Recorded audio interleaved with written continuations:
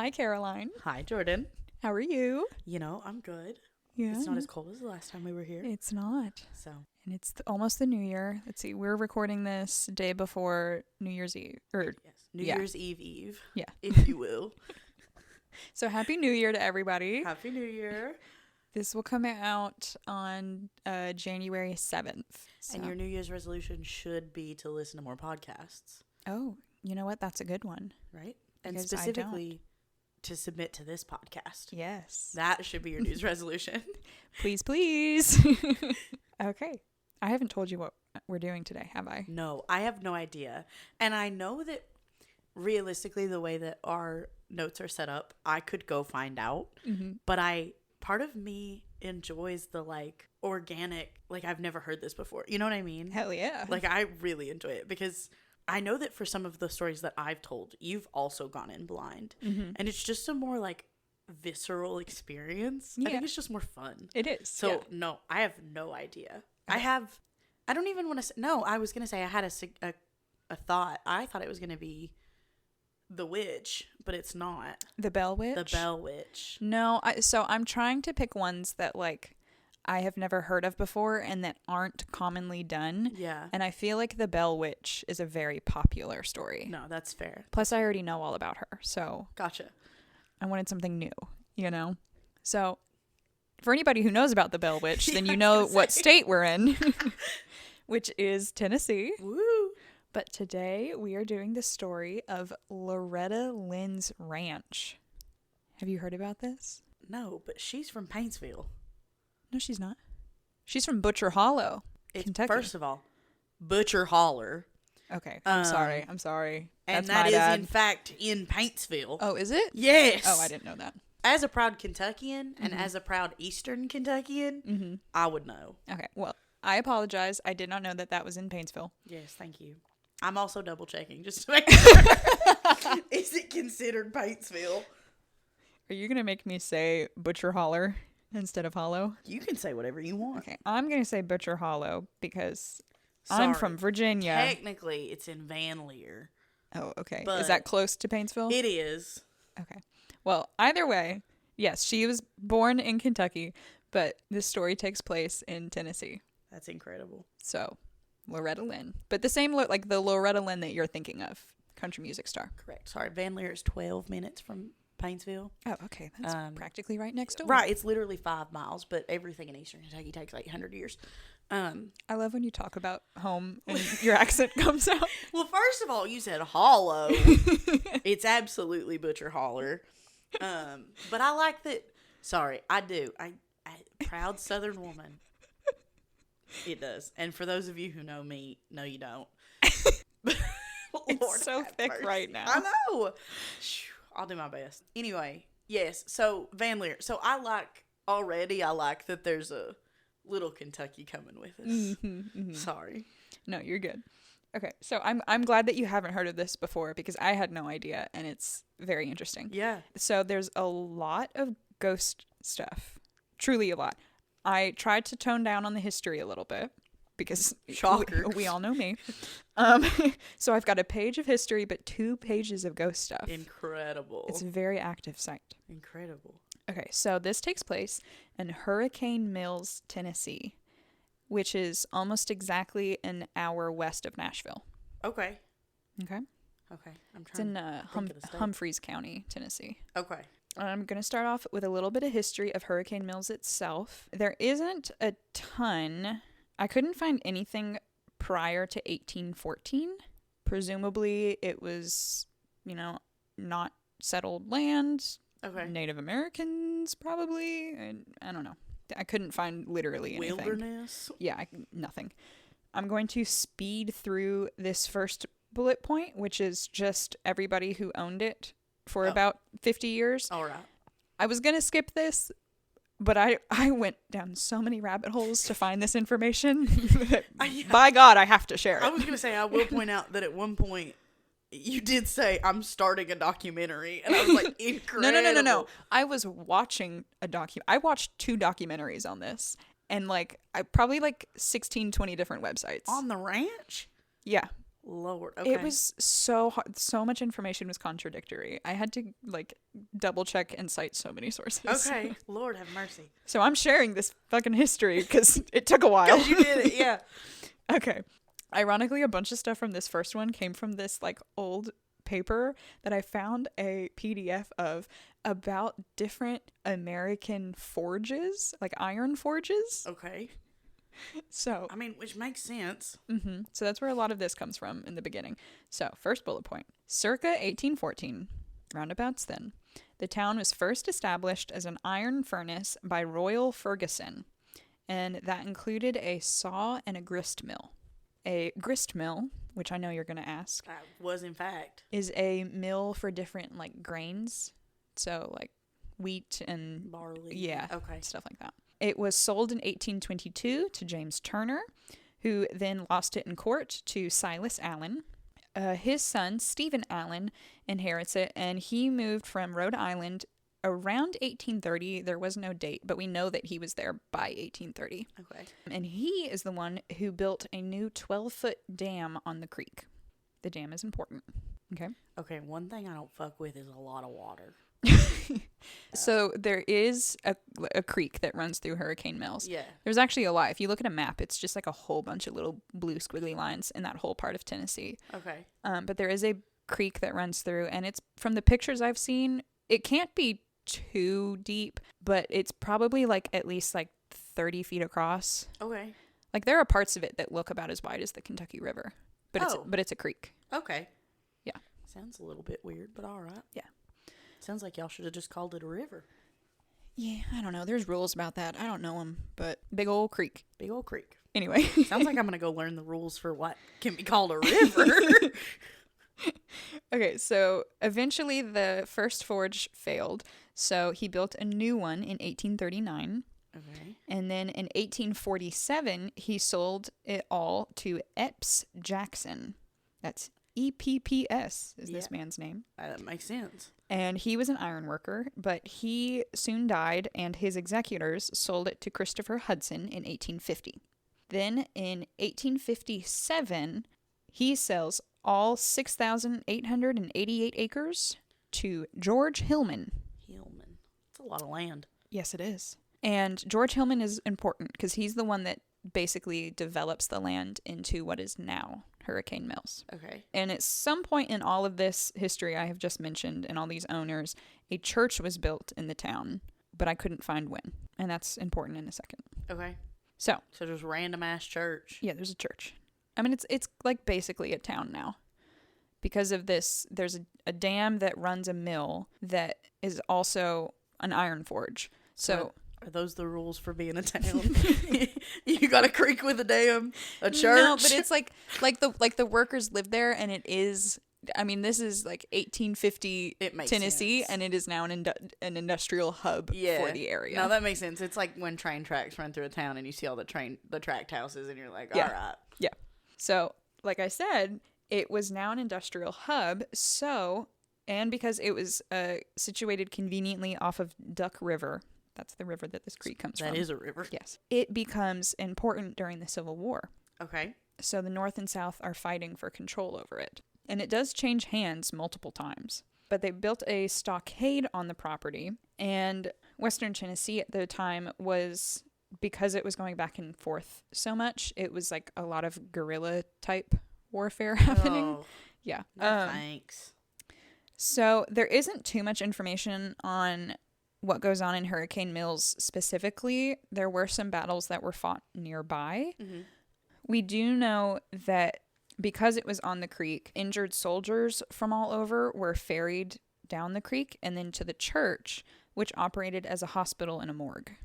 So that was why the church was important, because it operated as a hospital in the Civil War. So painful memories there. I bet it's full of ghosts. Mm-hmm. And then not too much information on this, but we do know that in 1863, the stockade was captured and burned. And in a skirmish, 19 Confederate soldiers were killed, and they are all buried on the property. Do you want to say something about that? I was trying to figure out if it was worth it to tell you that skirmish is one of my favorite words. Truly. I was like, am I going to be that unhinged right now? You know what? I'm gonna keep it in. Yeah, yeah. Cut out the I 30 love that, seconds yeah. of dead air of Yeah. me fighting the demons in my head to be like, should I say that? The demons. This is your fault. Sorry. Also, we're going to have to put this in at the beginning. Van Leer is 12 minutes from Paintsville proper. So, like, central Paintsville. Mm-hmm. So, it's a lot closer than you think. That's Okay. important for me to know so that all the people from Eastern Kentucky know that I know what I'm talking about. Okay. Sure. I'll leave that in just for you, Caroline. You got to move it to the front. No. Because I will say I did forget. I even wrote it at the top of the page, and I forgot to share my trigger warning. LOL. So, but I'll put it at the beginning of the like actual ghost stuff. Incredible. So it'll be okay. Okay. So, So that's the Civil War history, right? Okay. Now, George Hillman, this gentleman who's the last person to buy it. This is George Hillman, who lived from 1814 to 1889. Important. He at first just operated the grist mill, a post office, and a general store. We love the Postmaster General. So it is a full town with a post It is office. now, Right? yeah. He built a still used Masonic lodge in 1871. Cool. It's called the Hillman Lodge, I believe. He built the original antebellum home on the property in 1876. Eventually, the property of Hurricane Mills grew to hold a blacksmith, a general store, stave mill, wool mill, flour mill, county school, and a Church of Christ meeting house. Incredible. So full town. Yep. Those were all the rules. Yep. So in 1894, Hurricane Mills is bought by James Thomas Anderson. This is the big guy. Yeah, we know that This is name. the one we care about. Do we know that name? Anderson. Oh. So I will say that there are so many J.T. Andersons. Oh, yeah. So I spent a good half of my research time thinking I was researching one, and it turned out that I needed to be researching another. Rest in peace. Yes. So my first source was wrong, but we are talking about the James Thomas Anderson who lived from 1858 to 1924. Okay. Okay? It's important to me that you all know that. Yes. I'm on board. I believe in you, Jordan. Thank you. So he and his sons, they tear down the old mill and they build an up-to-date operation. Okay. Hurricane Mills is one of the first towns in Tennessee to generate electricity. Look at them. Good old Rocky Top. It did that via the grist mill, right, on the creek there. In 1912, they renovated the original wood and stone dam to the current concrete faced form that it stands in. Okay. Still to this day? Yep. Oh, incredible. They continued updating the antebellum home, and they built a second home in 1922. Again, I'm only sharing this because there being two homes built by the Andersons, or named after the Andersons, was very much confusing to my research, but I finally figured it out. So there was the original antebellum that was built in 1876, Okay. and that is the Hillman Anderson house, right? Because George Hillman Right. built it, the Andersons renovated it. Yes. In 1922 is the Murray Anderson house. Different And folks. It is, to this day, independently owned and not a part of the ranch. Okay. But it still stands in Hurricane Mills. Implying that everything else in Hurricane Mills is part of the ranch. Yes. Yeah, we'll get there. Okay. Lord, okay. All right. Damn. Okay, we're almost done with the history, I promise. In 1999, most of Hurricane Mills was added to the National Register of Historic Places. Of historic places. That includes Hurricane Mill, built and renovated between 1897 and 1910. Hurricane Creek Dam, built 1839, renovated 1912. Hurricane Mills Bridge, which is a historic steel truss bridge built by the Nashville Bridge Company in 1911. Incredible. It is 158.8 feet long with, and this is for all you bridge people out there, Myself famously one of. a 100-foot long pin-connected Pratt through truss. Don't know what that means, but I left it in there for you. That is incredible. It's a fancy bridge. It is a fancy bridge, especially for that time. Mm-hmm. There is another bridge that is concrete. And Less then, cool. And then a school, the Hillman Anderson House, which is the antebellum one. Right. And finally, the Hurricane Mills General Merchandise Store and Post Office, which was built in 1926. So those are all the places that are on the registry. Okay. So literally like the rest of the town. Mm-hmm. And then Unfortunately, I couldn't find too much on this. It is believed that at some point slaves lived and worked on the property, possibly as a peanut plantation, but there's no record as to which owner or how many there would have been. Well, and not discounting that, because that very well could be true, but I do like that it's labeled as the antebellum home and not like plantation. Well, it's interchangeable. I will use the word plantation later. Well, that's rude. But I will say, like, there are records that are kept a lot of the time, so it is a good sign that there is no record of slaveholder. That is good. History, you know? So perhaps, maybe this one time... Perhaps not. There are no slaves. Incredible. Who's to say? I don't know. Well, Fingers crossed. So it could just be local legend. Well, not to jump too far. Yeah. Or any of this. Too far. I'm sorry. I'm being bullied. I'm sorry. No, it's fine. I knew this was going to happen as soon as we started talking about Loretta Lynn. It's going to be real funny for all the listeners just to hear that immediate switch. Oh, it was immediate. Well, and you know that I do this in everyday life too. Like, there are things that happen, especially if I'm talking to my mama, Lord. But anyway, well, hell, what was I going to say? Sorry, we were talking about the slaves and too far. Is what not to jump too far, but are any of the ghost stories slave based? 1.5, which will make sense when I get there. I was about to say something about like the 3/5 comparable. I was about to be like, whoa! No! I was about to be like, Jordan, we're gonna have to have a conversation. No. Like, there's one bullet point where allegedly somebody has seen the ghost of a slave, but that is, I only found that in one source and there was no other information, so that's alleged. Okay. And then and the half? That was the half. Oh, okay. And then there is one story that it'll make sense when I get there. No, that's fine. But that's just kind of where my thoughts were going as far as being like, oh, were there slaves? Well, most of the time you would also see like evidence, paranormal activity surrounding that. So like it's something that's been a theme in our episodes before. No, so that's why I would say there's 1.5 stories of any kind of paranormal slave activity. Okay. And I'm loath to even call the sighting of a slave credible story, because like a lot of these had a lot of details and that one had absolutely no detail and was only in one source. Okay, gotcha. So gotcha. Okay. So that's it for the history of the town itself. Incredible. Now we're gonna get to Loretta Lynn, my favorite. So for those of you who don't know, Loretta Lynn was born in 1932 in Butcher Holler. Thank you. Spelled hollow. Butcher Holler, Kentucky, with 7 siblings. She had a country music career spanning 62 years, 57 of which she spent touring. As of 2022, she was the most awarded female country singer, but I believe she has since been surpassed by Dolly Parton. I want to say last year Dolly beat her out. And she is to this day, the only female ACM artist of the decade, which is American country music. Incredible. And that was in the 70s. That's incredible. And I don't know if you mentioned this, because most people probably won't know her by name.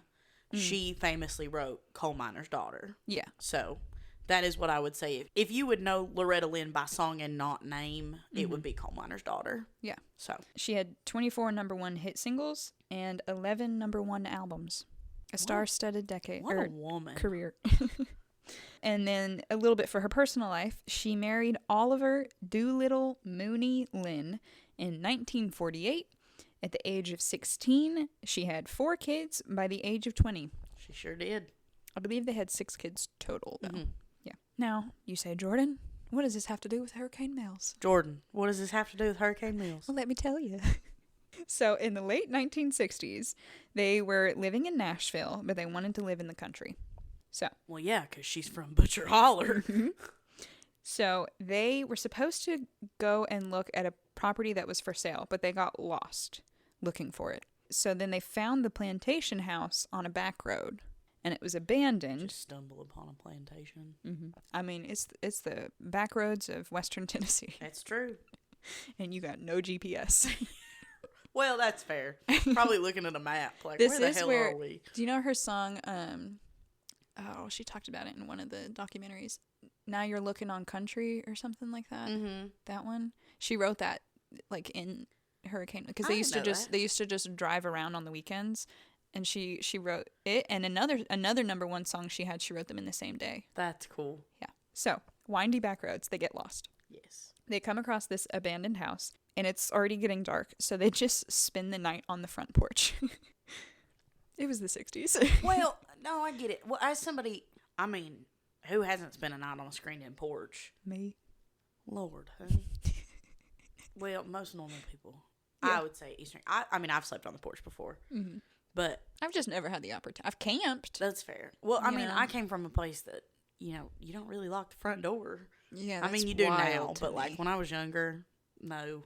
Yeah. Yeah, so in the 60s, I think it was even more so that, so Right. they just spent the night on the porch. I mean, that makes sense. So Loretta fell in love with the historic home and the idyllic waterfall, so she tells Doolittle that they need to buy it. Now, they didn't realize at the time that with the house came the 3,500 acres of Hurricane Mills.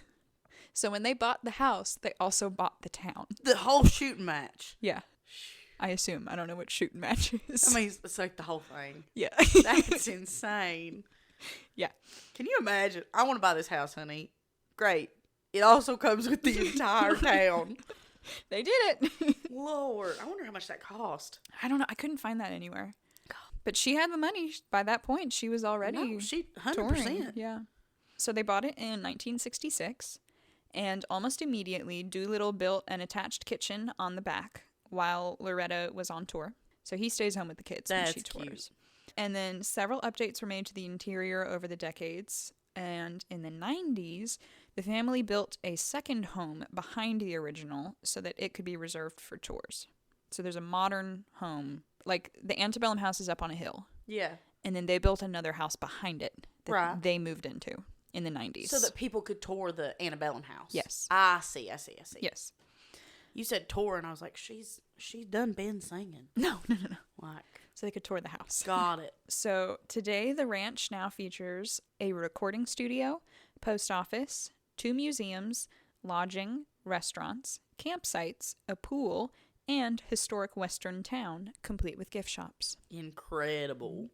They regularly host concerts and the largest annual amateur motocross championship race. It's been going on there for like 30 years now. What's that? Fun run race for the cure from The Office. Do you know what I'm talking about? Yes. You just kept saying more words, and I was going to be like, yeah, the charity auction fun run race for the cure. The largest annual amateur motocross championship race. That's it. I had For to the put all that kids. information in there.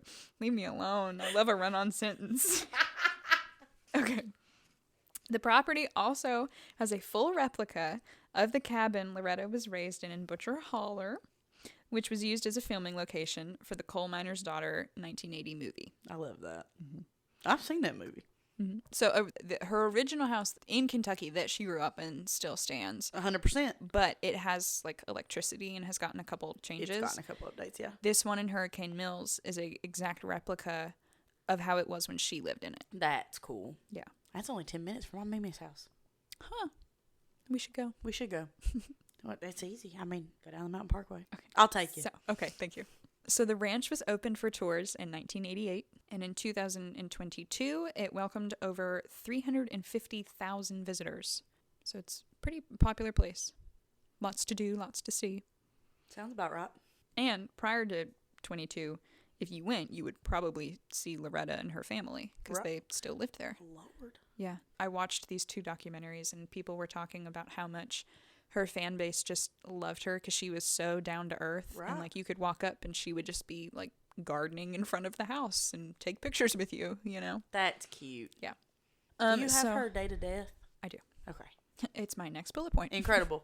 So both Loretta and Doolittle died on the property. Loretta died on October 4th, 2022 at age 90 in her sleep in the modern home, and both are buried on the property. That's crazy. Okay, so the family still lives there, right? The 6 children And the grandchildren. and the grandchildren. Actually, the current like property manager is her grandson, That's cool. Anthony. His name's Anthony. I don't Anthony. remember. Yeah, we'll get there. We'll get there. So the family still lives there, and owns and operates the whole historic district, except for the public cemetery. Is that outside of the limits? No, it's just public, so they don't. Got it. And Hurricane Mills remains an unincorporated community, which I looked that up. Do you know what that means? Oh, it's not recognized by federal government. It basically means that the town is official enough to have a post office. It is a town, but there is no legal jurisdiction, so there's no like town mayor. Government. Yeah, there's no mayor or anything like that. Interesting. Yeah. I wonder if that falls into one of those places that's like you can't be tried by a jury of your peers. I don't know.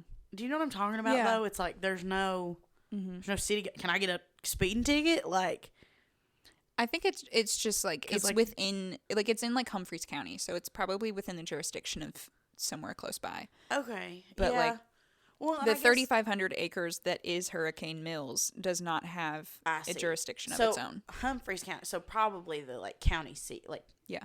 Okay. So one more little bit about Loretta Lynn, and then we'll get into the ghosts. Okay. But this is where the spooky stuff starts. I'm awful excited. So how much do you know?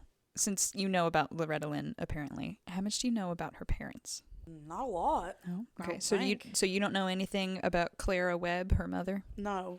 All right. Well, Clara Webb Butcher, Loretta's mother, was born in 1914, also in Butcher Holler, Kentucky, to an Irish mother and an allegedly Cherokee father. Now, I say allegedly because the family says that Loretta's grandfather was Cherokee, right? Okay. But the Cherokee tribe has never claimed them, so it's alleged. I'm sure there's a point of contention there. Yeah. And Loretta claims that her grandfather's line passed psychic abilities to her mother and to herself. Are you about to ruin one of my favorite small town Kentuckians? No, I mean, we don't have to talk about that again. We will continue to talk about the psychic abilities, but we don't have to talk about where they come from. Okay, Lord have mercy. That's You're just tell me she's that's crazy. Just what they say. Okay. No, I don't think she's crazy. But she claims to be a psychic. You think all psychics are crazy? No. Okay. Well, let's find out. Okay. I'll give you the evidence and you make your decision at the end. All right, TBD. Mm-hmm. This is where I'm going to give my trigger warning, though, for here on out. There is a mention of infant death. So just putting that out there. Okay. I almost said that earlier. I think I know what you're talking about. I don't think you do. Oh, no. So, Clara, right? Her mother. So she regularly had premonitions, okay? For example, she told Loretta about Doolittle before they met, and Clara visited Hurricane Mills once, only one time, after the family bought it, and Loretta toured the property with her. When they got to the creek, she asked to return to Nashville. Clara was like, take me back to Nashville. She was like, right get now. me out of here. Got it. And on the way back, she told Loretta that she needed to move her family away from there because one of her children would die in that creek. Now, from the age of 10, moving on, from the age of 10, Loretta could see spirits, but at first she didn't realize that nobody else could. Oh, like a real Jennifer Love Hewitt situation. Uh-huh. Okay. She also had premonitory dreams. She dreamed of her father's funeral an hour before her sister called to say that he had passed. That's spooky. I just got chills. Mm-hmm. And she said that, like, the suit that he was wearing and everything was the same in her dream. Yeah. I wish y'all could see the face I was making. Spooky. Okay. So, on to the ghosts. That's all the backstory. On to the ghosts, I suppose. The house and the family. Quickly after moving in, things started happening. The twins, Patsy and Peggy, who, if anybody knows the country music duo The Lynns, that's them. Mm-hmm. They were born in 1964. Remember, they bought this house in 1966. Right. So when they move in, they're 2 years old. Pretty quickly, their bedroom door would start swinging open on its own. And as toddlers, they would report a woman in a long white gown with her hair pinned up that would watch them sleep. And they were too young to realize, like, that shouldn't be happening. This woman is not supposed to be here. So they would wake up in the morning and be like, Mama, there was this woman who was watching me sleep last night. And she had a big white dress and her hair was, like, all up high. And okay. It was really funny to me because, like, this went on regularly for a while. And, like, Patsy would wake up one morning and she'd be like, I stayed quiet and ignored her so that she would go bother Peggy. And then the next day, Peggy would be like, I stayed quiet so she would go bother Patsy. They're like, literally antagonizing a ghost. Just ignoring it, like, to throw their twin sister under Like, the bus. under the bus. Lord have mercy. I just thought that was funny. Loretta regularly felt cold spots and breezes in the house and heard high-heeled footsteps going up and down the back stairwell. One time, so this is important, okay? We've already talked about this woman in white, right? That Right. the little girls have seen. Right. Who's watching over them. So one Could have time, been a nanny. But well, so the girls had a nanny because remember Loretta was touring, right? right. I think in one of the documentaries they said her name was Georgia, but I didn't write it down. No. I mean, the girls would know their nanny. I'm just saying, like, I don't know. That doesn't feel malicious to me. Yeah, It feels truly like maternal. Yes, you're correct. So one time Loretta comes back from tour, right? She gets out of her bus, she's walking up the driveway, and she sees a woman in a white gown up on the second floor porch balcony, crying and like wringing her hands. Like okay. just standing there sobbing and like wringing Right. her hands together. Loretta goes inside the house and goes up to the live-in nanny, and she's like, "Who's that woman upstairs who's crying?" And the nanny is like, "There's nobody here but me." Could you imagine your boss has just come back from like Touring a America. nationwide tour, and she's like, "Who the hell's upstairs?" And that woman's like, "Ain't nobody but me, honey." Like, you know what? How crazy would that have been? Like if I walked in and I was like, "Who's out back?" And you're like, poop my pants. Literally. Especially because you're in the Lord. middle of nowhere. Right. And on the second floor, like, it wasn't like there were stairs outside, but like you have to go through the house. You'd have to be in the house to like go out on the balcony. Yeah. So nanny says, "Nobody here but me." Yeah. So they go upstairs and there's nobody up there. And when Loretta goes outside, she looks out and you can see the Anderson. There's a couple cemeteries in Hurricane Mills. Right. But within walking distance of the house is the Anderson Cemetery, named after the Anderson family, right? JT. Yes. And she sees the woman in the white dress at the cemetery. Returning to her grave. So she goes over there, and by the time she gets to the cemetery, she's gone again. So she tells this story to a local friend who grew up in Hurricane Mills, and she pulls out a whole bunch of old photographs, and they go through all of them together until Loretta finds a picture of this woman in the white dress. Now, James T. Anderson's son, John W. Anderson, he married Beulah McMurray on November 26th, 1917. 1 year later, on December 8th, 1918, she gave birth to their stillborn son, John W. Jr. Oh. Beulah herself died 12 days later, on December 20th. As Loretta put it, she mourned herself to death. I did find a picture of her death certificate, though, and that states that the cause of death was cerebral hemorrhage due to strain in childbirth. Interesting. But 12 days later. Come on now. And both mother and child were buried side by side in Anderson Cemetery. That's so sad. Yeah. And I will say, like, something, and I don't know if this is like an everywhere kind of thing, because you grew up somewhere different than me. But, like, I can remember, like, my mama, my Mimi, even my mom at times has been like, "Now don't worry about that. You'll grieve yourself to death," or, you know what I mean? Like, I think that's a Southern thing, but well, because I never heard that before, but really, yeah. What I'm getting at is, like, there is a very popular story from my hometown of a woman who lost a child, and then something like, I don't remember the exact time frame, but it's like too far to be a childbirth complication. You know what I mean? Yeah, like it hasn't bled to death. Right. Like, it's not like, oh, she's bleeding, she died like the day she gave birth. It's like a little bit. And they say it about her. They say she grieved herself to death. Yeah. And that is just crazy to me. So I guess it has to be a Southern thing, but that's awful. Yeah, that's rough. It is rough. So they think that she stays on the property looking for her baby, but then also watching over Loretta's babies too. That's so okay. So it does feel maternal. That is so sad. That's like she needed to check on those babies. Yeah, Lord, that breaks my heart. I've got goosebumps. Yeah, me too. Okay, so we'll move on. More stories. I've got more stories. Lord. Okay, so in 1983, this is the other one that I would say is like the slave story. Okay. We'll see. So Loretta and her friend Sue were home alone watching TV. They heard someone walk across the front porch. So they turn on the lights, and there's nothing there. A few minutes later, they heard the sound of dragging chains from the, quote, slave pit, is what they call it, which is a cellar with access through a trap door on the front porch. Yeah. Where there are apparently iron bars and hanging chains believed to be for punishing slaves. Yeah. But, like, that's the only thing that I would call evidence to the fact that there were ever slaves here. Slavery, yeah. Yeah. Well, I don't like that they call it the slave, slave pit. Well, I was going to say, too, I lived in a historic home that was known for having slaves, which we've talked about. Yeah.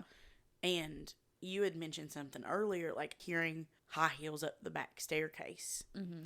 That, to me, also feels vaguely slavish, only because in my house specifically, they had to have a different way to get places. Like, that was the kitchen to the dining room. And Yeah, well, do you know what I'm talking yes, about, but though? your house had, like, slave quarters in it. It did. This house did not have that. Right, I know, but what I'm saying is when you Like, said the back staircase went up to the bedroom, to the master bedroom.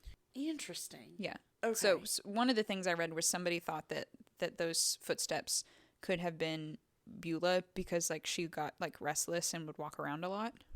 So I'm not saying you're wrong, but, like, another possibility is that it is, like, the woman of the house. Right. Other than having, like, a live-in servant, I mean, it wouldn't make sense, from my understanding, just from my own personal experience, for that to be a slave. Yeah. But when you said back staircase, that was the first place my brain went, was just like, don't be seen, don't be heard. Mm-hmm. So. Having never been there, Right. to my understanding, the back staircase went to their bedroom. Got it. Okay, so to your point earlier, Loretta said that she doesn't feel that any of the spirits there are malicious or mean her harm. I mean, that's good. Yeah. Better than the alternative. She said when they first moved in, she promised to do right by them and fix up the house. So they kind of have, like, a working relationship. Got a mutual understanding. Yeah. So, more ghost stories. So the ranch hosts Civil War reenactments, apparently. As it should. And there are lots of stories of people seeing Civil War ghosts. So reenactment coordinator Ken Sumner saw James T. Anderson just walk up to him. Just, hi. Just straight up. Yep. Square up. Yeah. Lord. A year later, Sumner was standing outside facing the house, and a fellow reenactor saw Anderson walk down the hill towards him, but Sumner didn't see anything despite facing towards him. So this one guy saw the ghost of Anderson walking towards Sumner, and Sumner didn't see a thing. Sutton can see it. Yeah. Which, wait till you get to our submitted story. Oh, okay. Anderson has been seen in several places on the property, both inside and outside of the house.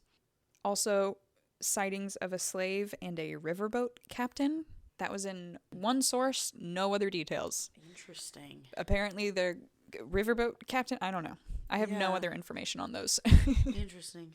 Reportedly, also the ghost of a little girl. No idea who. Upstairs curtains move despite no AC or open windows. Spooky. Mm-hmm. And visitors have seen Confederate soldiers walk across the bridge or sitting around a campfire before disappearing. Was the campfire there? No. Shit. Okay. Like ghostly campfire. Like ghostly campfire. Yeah. Lord have mercy. And like they were sitting around the campfire, like, talking. And then these, like, tourists, like, walk up on them. And they're just gone. And they looked at each other and then disappeared. That's insane. Yeah.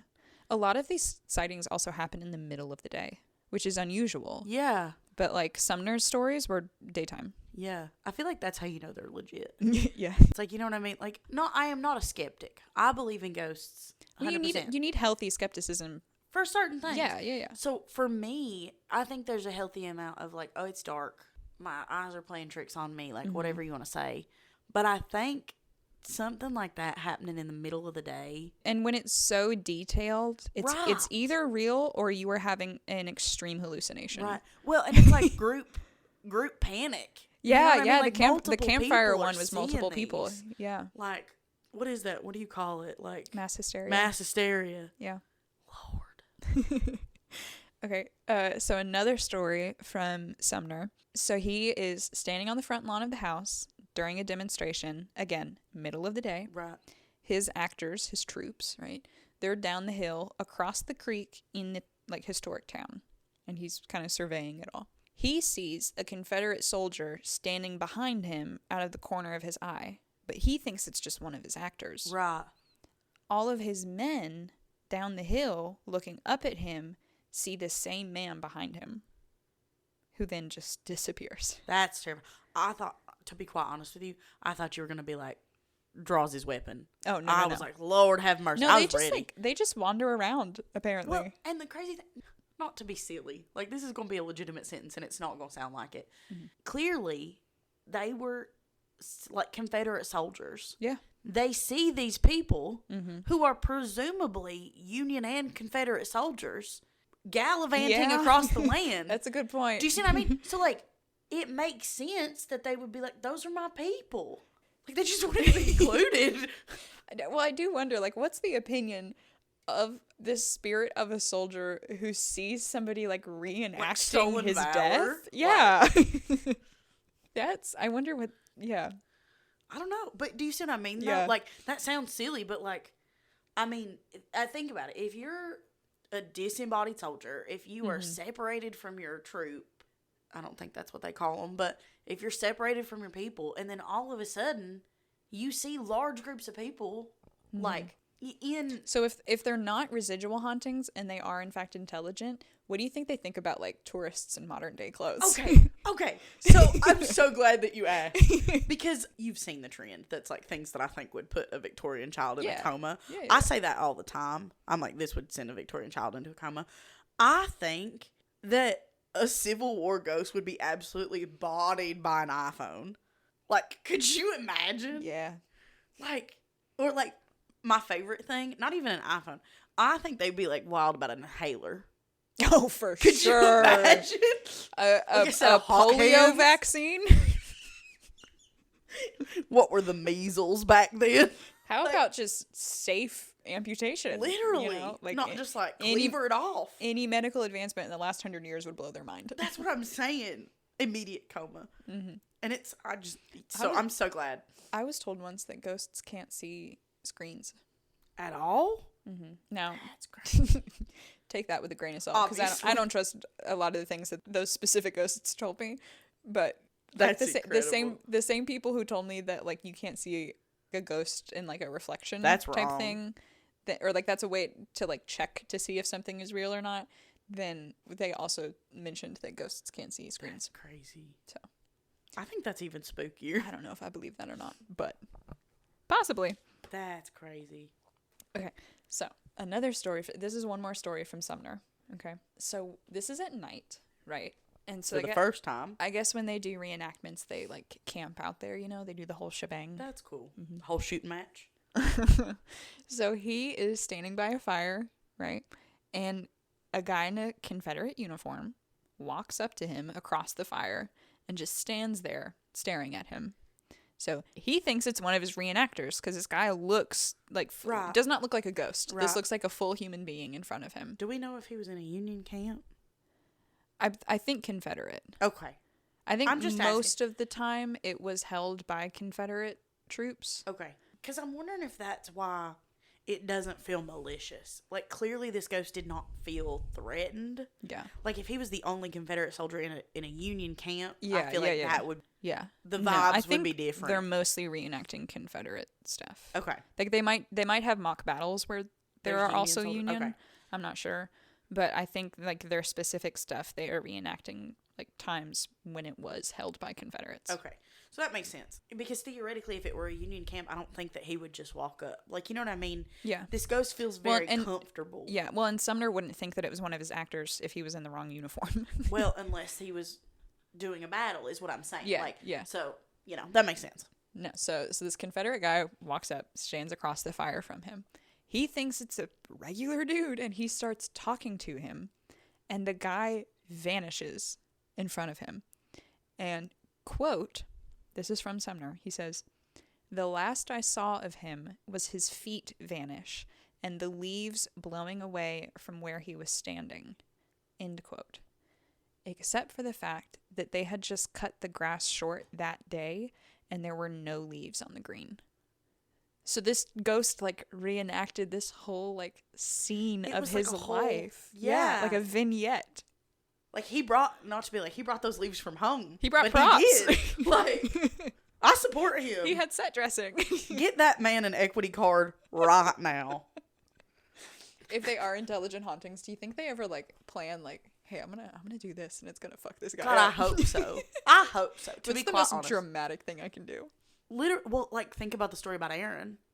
Like, could you imagine if somebody's like, I'm gonna fuck this guy's life up? Like, yeah, that's crazy. Yeah, so I wonder. Okay, so those are the Confederate ghost stories. I have a couple more stories from the family, and I think you might know where I'm going with one of these. Okay. It sounded like you did earlier. Well, maybe. Okay, so they had 6 kids, like I mentioned. So their second child and eldest son, Jack Benny Lynn, this is Loretta Lynn's kids. Right. He was born December 7th, 1949. So he wakes up from a nap one night. He's like late teenager age. Okay. He passes out, like just drops on the bed, doesn't take off his like Hard shoes or jacket sleep. or anything. Yeah. Truly passes out. We've been there. He wakes up to the feeling of somebody tugging on his boots. And he looks to the foot of the bed and sees a Confederate soldier trying to remove his boots. I want you to know, shit like that is the reason that, like, I'm laying in bed tucking my little feetsies in. Okay? Like, nothing. You won't see a toe of mine over the end of the bed. Something's gonna get me. He got out of bed and ran so fast that he fell down the staircase. Can you imagine? I can only imagine it was like Scooby-Doo style. Yeah, like, I can't get away fast like enough. I'm gone. So, like I said, Anthony Bruto is his name. He's the son of Patsy Lynn. Okay. And he is currently the like operations manager for the entire estate. And he said that it was a common thing in the Civil War where they would strip the dead of their uniforms because they were so short on materials. That's so sad. I mean, that makes sense, though. Yeah. Like, he's dead, or they think he's dead. Yeah, so either they thought he was dead and were trying to take his boots, or they were just trying to get him comfortable. It's the nanny come back, like, no, that baby just needed to get put in bed. Get your boots off the bed! Literally. Literally. Do you think that ghosts, if they are intelligent, do you think they know about stuff like this? Oh, for sure. Do you think they're like, is this play about us? Yeah. Like, Yeah. incredible. Incredible. So another time when Jack was young, same guy, he said he didn't know how to pray, right? So he's walking around Hurricane Mills one day and he comes upon this man who is, quote, dressed funny. And the guy is like, hey, can you help me? I don't know where I am. And Jack is like, yeah, you're at my mom's property. This is Hurricane Mills. Right. You know, like, where are you trying to go? And this guy is like, well, I'm a preacher. Let's pray. And Jack said, like, oh, I don't know how to pray. And he said, well, come with me and I'll teach you. So they sat by the creek and he taught Jack how to pray. And apparently somebody said that I think it was the preacher who said that he never met a man who could pray a better prayer than Jack. Oh, this preacher existed. Well, hell. Sorry. So he said he was dressed funny. Didn't make sense how he was dressed. And then nobody else in town ever saw this guy or heard of him or knows where he came from or where he went. So Joe. Could have been a ghost, could not have been a ghost. Okay. We don't know. Strange man teaches Jack. Child how to pray. Yeah. Okay. What a wild headline. So at age 35, Jack goes missing on July 24th, 1984, while horseback riding in Hurricane Mills. Loretta was on tour at the time, and she had a seizure and had to be hospitalized. She knew the moment her baby left this earth. I'm telling you that. She was out of it for 3 days, which she did not remember those 3 days. Right. And she spoke to her friend about feeling like something terrible had happened.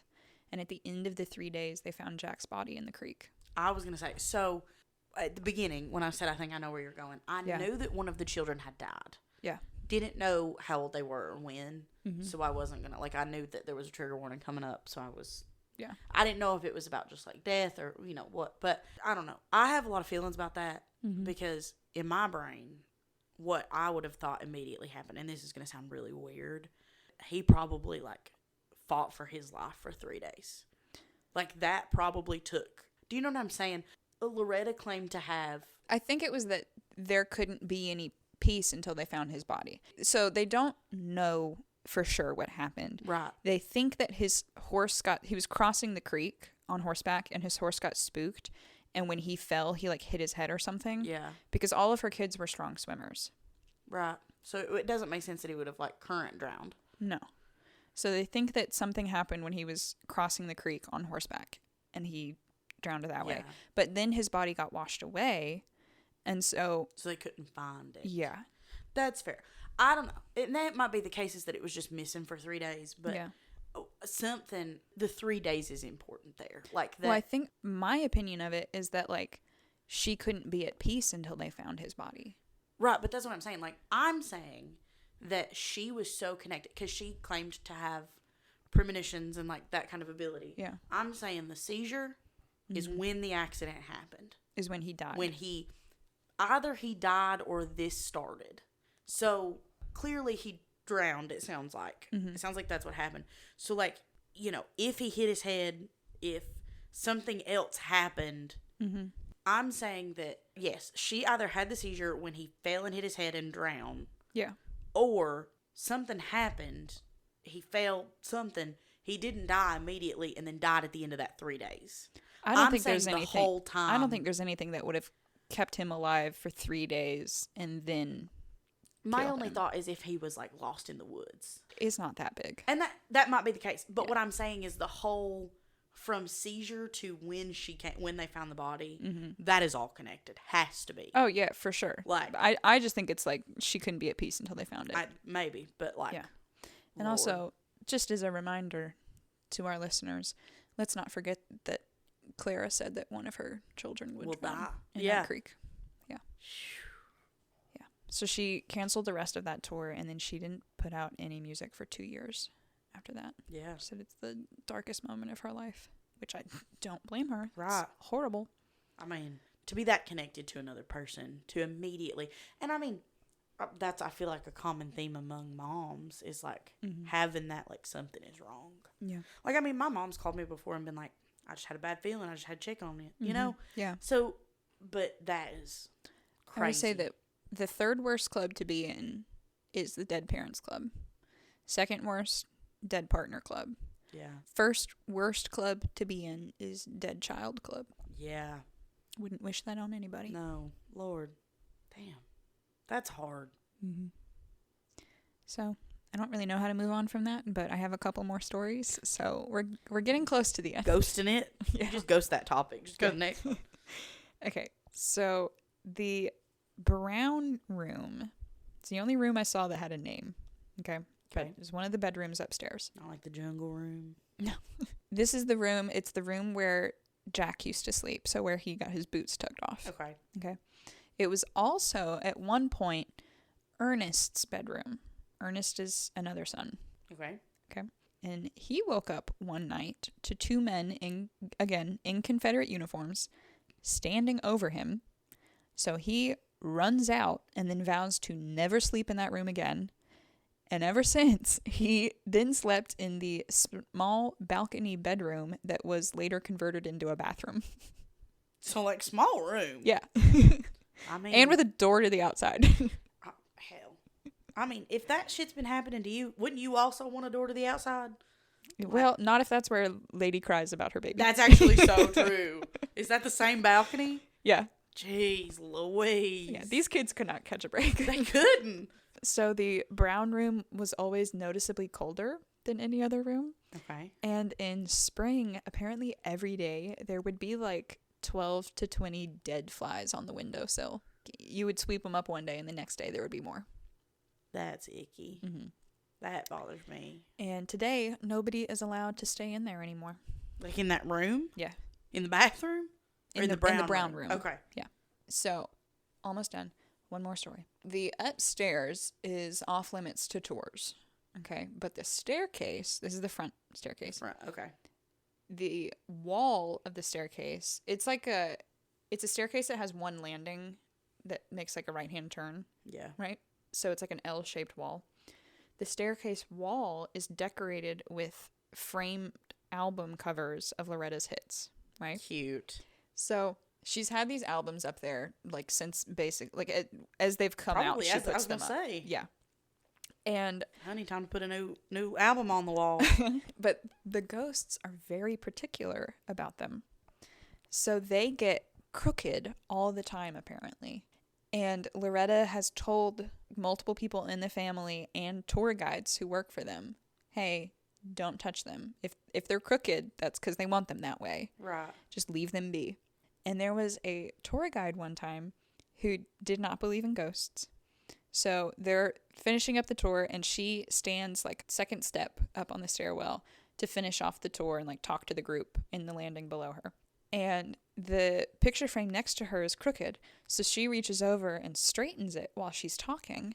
And then she keeps talking, and she notices that these tourists in front of her are getting this really weird look on their faces. So she turns around, and there's like a black shadow behind her that then pushes her down the steps. Like physically. Yes, like to the floor, like down the 2 steps. So all the tourists take off running out of the house.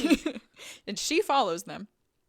And Anthony Bruto's dad at the time was the manager of the property. So he sees all these people like come running out, Racing freaking out. Yeah. And they tell him what happened, and they're all freaking out. And he total skeptic, does not believe in it. Really? And he's like, come back inside with me. Like, I'll prove that there's nothing going on. So he goes in, and he starts like moving all of the picture frames. And he's like, see, there's nothing going on. Everything's fine. Ghosts don't exist. You're all safe. And as he's doing this, apparently this giant black snake came out from under the stairwell, like in the foyer of the house. And all the tourists saw it and then just took off again. They said, wanna bet? Like, they said, fool me once. jeez Louise. So Anthony Bruto's the one who told that story, and he said that his dad was like, I give up. He said it could have been a coincidence, but it makes for a good story. I don't think it was a coincidence. Mm-mm. Jesus. Okay, so that is the Loretta Lynn Ranch and Family Campground. And I wanted to end on one final quote from Loretta herself, where she was talking about how practically everybody that's ever lived in the house has also died in the house. And then she goes, and I probably will too. It's a good place to live and die. Jeez Louise. And she did die. She sure did. In the house. On the property. On the she property. In the modern home, yeah. Yeah. Still. But yeah. Lord have mercy. Mm-hmm. What a wild ride. Yeah. That was a fun one. Mm-hmm. I'm glad that I finally had a story where I had more ghost stuff than history stuff. Hey, I just think you choose stories that have a lot of backstory, and that's important. Yes, it's important. Context is important for any narrative line. It is.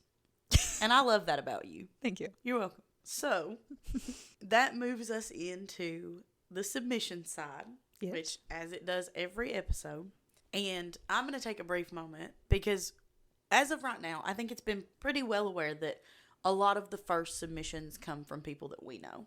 Yeah. You know, we've been canvassing our friends and family and trying to get these stories, and we have more submissions for certain states than others. But this is for the listeners. We want to tell your stories. Mm-hmm. We want to know things. We want to know what you guys have experienced in your states. It doesn't even have to be states that you were born and raised in. Like, if you had an experience in a state. It doesn't even have to be in a state. That's true. We are doing international. Mm-hmm. So just anywhere. If you have had an experience, please, please, please send it our way. You know, it doesn't have to be a ghost story. It could be anything unexplainable. Yeah. Glitch in the Matrix. Cryptid, UFO.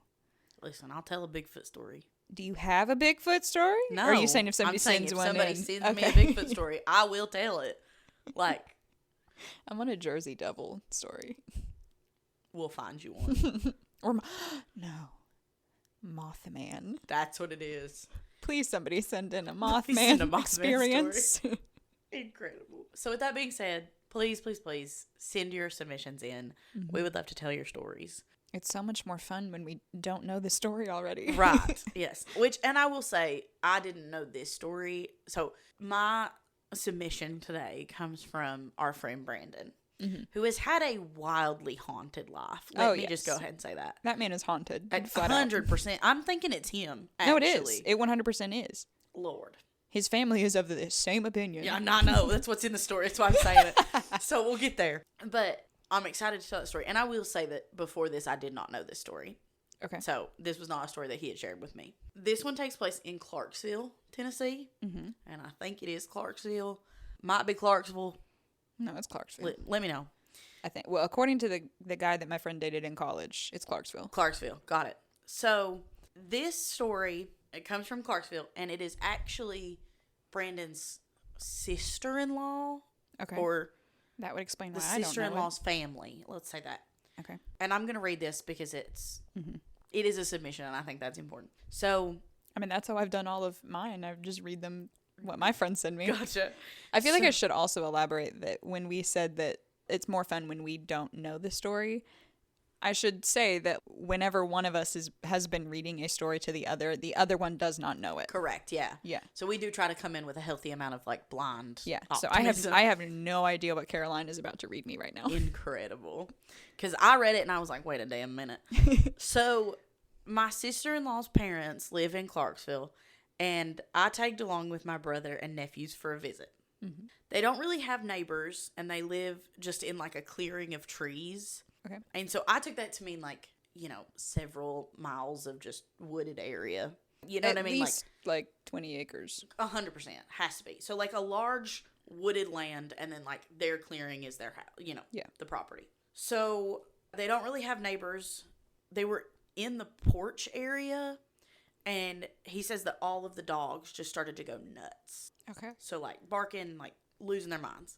And this is when all of them have come down to visit her parents. Yes. Okay. But from my understanding, it is just him and his brother on the porch. Oh, okay. And the dogs. Okay. So that's from my understanding. We may get in and you may be like, no, you're reading that wrong. Okay. So my in-law's father, my sister-in-law's father brings the dogs inside, citing that they must be barking at a deer he can't see. Mm-hmm. Takes the dogs in and like, because, I mean, it is a wooded area. It would make sense. My dogs bark at night in the middle of nowhere. You can't see shit. For sure. Well, and my dogs bark at leaves blowing by. So, like, I get that, So, says they're probably barking at a deer he can't see. Mm-hmm. But my brother said, or they're barking at that woman. Is that your neighbor? Huh? Yes. Keep in mind, wooded area. Yeah. Like, presumably I would assume that there are no houses inside. Uh-huh. Like, that's what his first sentence said. That's what I'm saying. So, like, they don't really have neighbors. He says none that should be walking out of the trees in the middle of the night. Correct. So, I'm thinking this is daytime. Oh, okay. Yeah. So daytime. I'm thinking like midday. Okay. So they ask, "Is that your neighbor?" And he said, "What woman?" And then Brandon says, "My brother, who makes the joke that I haunt every house that I enter, then looks at me a little startled. So I confirm that I too see a woman standing there." Oh, she's just standing. She's just standing at the tree line. Oh, no. So, no. My first thought reading the story, me as in Caroline, that's a skinwalker. Like, standing out. And because I come from deep Appalachia. Like, don't look in the trees at night. Like, don't. Yeah, but not in the middle of the day. Correct. But skinwalkers have been known to do scarier things. I don't like to. Like, if it were a neighbor who needed something, she would be, like, walking up to the house. Walking towards. Exactly. Ooh, I don't like that. Nope. She is just standing at the tree line. But her father still doesn't see her. So at that point, he says the rest of the family is alerted to the commotion. And by the time everyone comes outside, neither my brother nor myself could see the woman anymore. Presumably, so they're standing on the porch. Everybody's on the porch now. But before everybody comes out, they're standing on the porch. It's his brother and his brother's father-in-law. And him, his brother, and his father-in-law. Yeah. And both of the boys are pointing at a woman. Presumably. That they can both see. And this other man is standing here flat out just being like, what are you pointing at? I can't see anything. Yes. What the fuck? Yeah. Okay. And the dog's going insane. Oh, yeah. Yeah. Lest So- we forget. Lest we forget. Which listen, I will say, as the proud parent of 2 dogs, one very intelligent, one very stupid. But so sweet. So sweet. She really is. God love her. But I trust them with my life. Yeah. Like, there's only been one time, and this was before I got my second dog. So my first dog, my sweet, sweet boy, there was one time that we were in my parents' house before they moved. And so this was like the older house. And I was in the kitchen and he was staring down a hallway and he fully like went on alert. And like, I was like, what are you talking? I was like literally talking to him and I was like, what is wrong? You know? And I remember I came out to try to go around him and he was physically like putting space between me and the hallway. And so at that point I was like, you know what? Just gonna stay in here. I agree. Yeah. No, we went out the back door. Because my dogs wear harnesses usually, and so we call them their backpacks. Yeah. So I literally I get the leash, and I'm like, we are going outside, and I exited the back door, and I was like, you know what? Smart move. Cool. So for me, the most telling thing is that the dogs are freaking out. Yeah. But again, my dogs will bark at leaves, so I mean, there's 2 sides to every story. So at this point, the rest of the family is alerted by the commotion, and by the time everyone comes outside, neither my brother nor myself could see the woman anymore. And so that is where the story itself, what I would call the meat and bones of the story, end. Yeah. The last part is just a little bit funny. Okay. He says, we were supposed to stay the night that night, but my brother decided that we were going home late that evening. So yeah, it's that's like, a good call. you know what? Yeah. Yeah. So yeah, that probably means it was daytime when that happened. That's what I'm saying. So that's why I was like, my brain is like, okay, if they can see this woman that far, or what I would presume is that far, Yeah. There's got to be daylight. But It's also really funny because I know other stories of his, and it is a family joke that Brandon haunts any house he walks in because he has so many experiences.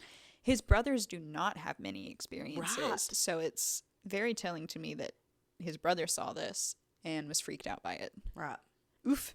spooky. So, with that being said, Brandon, because I know you're listening, thank you for your submission, and I'm honestly so glad that you didn't stay there that night. Yeah, we're glad you're still here because of it. We are glad you're still here. Okay, so we have one more submission from another friend of mine, and I think I know this story, but I have not read it typed out right here. Okay, So we're gonna kind of go on this journey together. incredible, because I do not know this story. I think I was told it a while ago, but it has been a few years. So Got this is my friend dearly departed, and this is a story from when they went to high school in Tennessee. I don't think I knew this about that person, but okay. Yep. That's So- exciting. Here we go. Are you ready? Yeah. So they say, I went to high school in Middle Tennessee. Okay. My school was situated on a large campus that had been owned by the state for decades and had all sorts of defunct and abandoned government buildings, offices, and even apartments. All of it left untouched, like Life After People. Do you remember that show? Yes. That's, I think, the scariest thing I've ever heard. Oh, it's actually. going to get worse. Oh, golly. Some of the buildings still showed signs of life, I guess, but the vast majority of them were just left empty. It would have looked a lot like Stranger Things, I guess, and been quite frightening, but there weren't any science experiments or laboratories. I love that word. I had to say it that way. Laboratory, whatever. I'll be American about it, but it's fun. No, like Dexter's Laboratory. Laboratory. Anyway. They were all CPS-like facilities for battered women or abused children. Now I feel bad for laughing. Yeah, actually. In the center of this campus was a theater. We love. This is another haunted theater story. Incredible. Coming home to roost. They're all haunted. This structure was old. It felt like something out of Little House on the Prairie. Old wooden seats, real hardwood floors, a defunct wood-burning furnace, just the works. Yeah, old building. Can you imagine doing something like cats? Crawling around on all that old-ass wood. I don't have to imagine because I'm thinking about the stage that we perform at here that is torn up. Actually, like Horrible. the first 15 boards are like okay. And Shredded after that. Lord. Anyway, we gotta fix that. Anyway. Little House on the Prairie, right. This place also had an extensive basement level with its own level of access through a storm shelter that somebody, in all caps, had broken the lock off of. That feels like we know that somebody. We don't know. Who's to say? The basement was full of old classrooms. There were chalkboards and lots of desks, but this place looked a lot more like something out of Saw. No. Simply no. Stone walls and stone floors. Everything was dusty and covered in a generous layer of cobwebs and other detritus that didn't warrant looking at too long. Okay. There was no electricity in the building, so we would often just traverse here guided by the bobbing lights of our 2013 cell phones. Incredible. Shadows always seemed to jitter and shake in unattractive and unnatural ways as we would make our way across. I love the way this person writes. Truly. Mm-hmm. I wish that they would write more. I genuinely do love their writing. Yeah. Okay. Where we hung out a lot after a long rehearsal or just to get away from your folks on a weekend was the proscenium, which is the stage to those who don't know. It's a stage type. It is the... Did we talk about that in the Utah episode? I feel like we talked about a proscenium stage, but I don't think we talked about anything like in the round or a thrust or anything like that. But we did define proscenium, I think, along with black box. Yes, it is. So for those of you who didn't listen to that episode, it is just the type of stage. Yeah. And go listen to it. And go listen to that episode, yeah. What are you doing here? The stage was gorgeous, made of real hardwood, and the curtains looked like real crushed velvet. A cheery Carolina blue. Ooh. Go Tar Heels. Out in the house, wooden seats were left empty. Some of them broken or vandalized, but for the most part, aside from the outdated snack wrappers and cigarette butts, it wasn't a bad place to try and change your frequency. Stay out of the way. Me and a few friends were doing just that, smoking and chatting late on a weeknight. We were seniors by that point and had done a fantastic job working hard on earning the trust of our parents the 3 years prior, so none of my friend group had a curfew. Halfway through our game of Uno, it had gotten too dark to see. We had just closed a production of Big River, which which had used a large electric campfire. The plan? Get into the school through the greenhouse attached to the theater classroom, snag the fireplace, plug it up to my buddy's jumper box, play Uno till the sun came up. None of this happened. Of course not. Nothing good ever starts with a game of Uno. They said, Guy Buddy 1 stops talking mid-sentence. He doesn't have to say why. We all see them. Each of the empty seats are occupied by a set of eyes, staring up at us unblinking in the fall air. We see the shapes of faces, the outlines of shoulders or chests. Nothing as detailed as the eyes, though. They shined back at us like deer on the highway, refracting ambient ghost light from somewhere else. Some were colder and also untouched by us. Over 50 sets of shining white orbs. Guy Buddy 2 started to cry. Girl Buddy is the one who started the hand chain pulling us all together while we backed out the way we came. The eyes never disappeared. They remained looking right through us until we turned the corner and presumably left them alone. Staring at each other, staring at nothing. We never went back in that building again. First of all, I fucking wouldn't either. That's the story. Second of all, thanks, dearly departed. I hated as much the second time. Correct.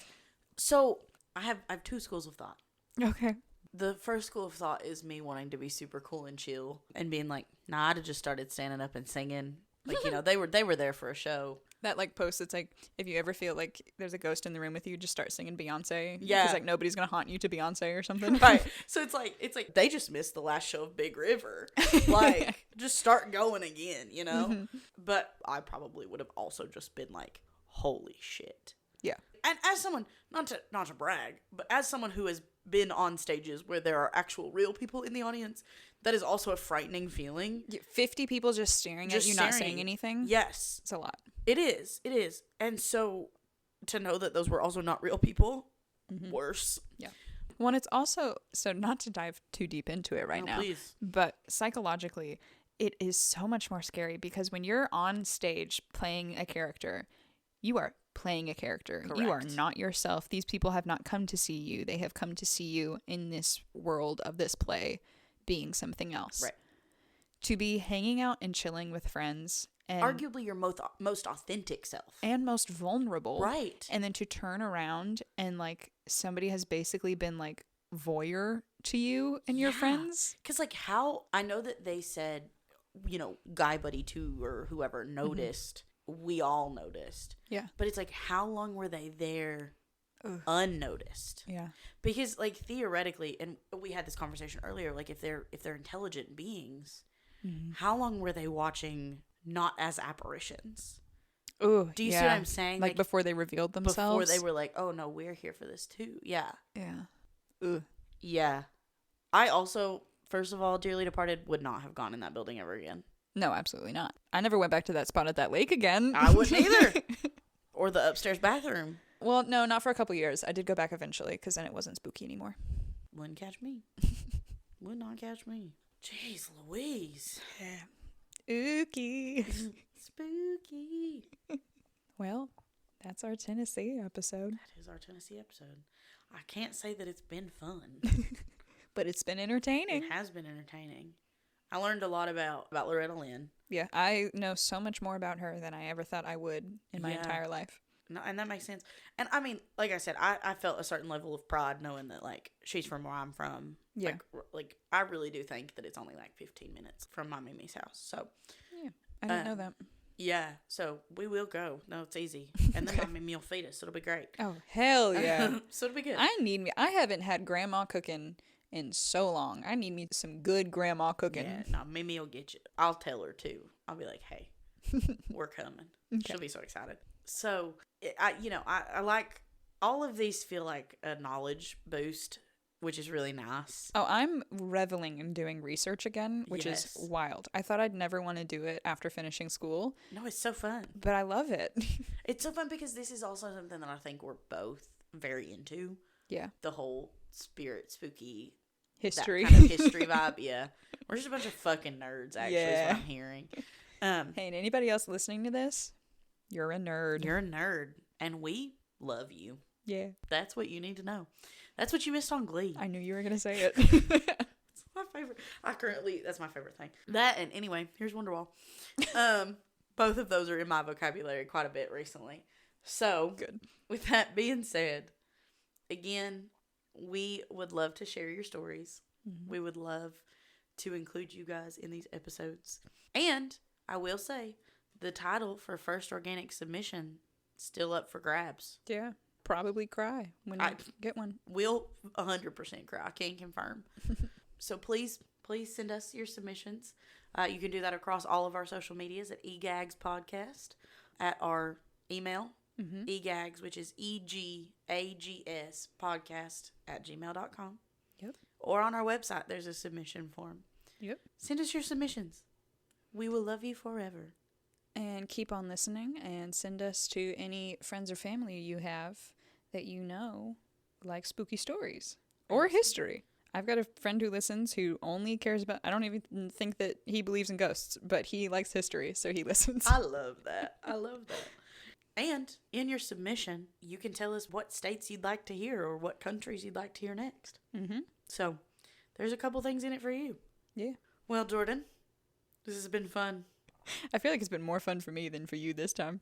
Listen, I've had a great time. No? Okay. I do wish at some point, when we get rich and famous, I do, if we ever do the filmed version of this podcast, I cannot wait for these people to see my facial expressions because I cannot hide I can't do it. People are like, fix your face. Can't do it. The ending of Dearly Departed story, your jaw was just dropped dead silence the whole time. Correct. That's why I just kept on talking. Because I knew you weren't going to make a noise. Literally, I was just like gagged. Like, literally.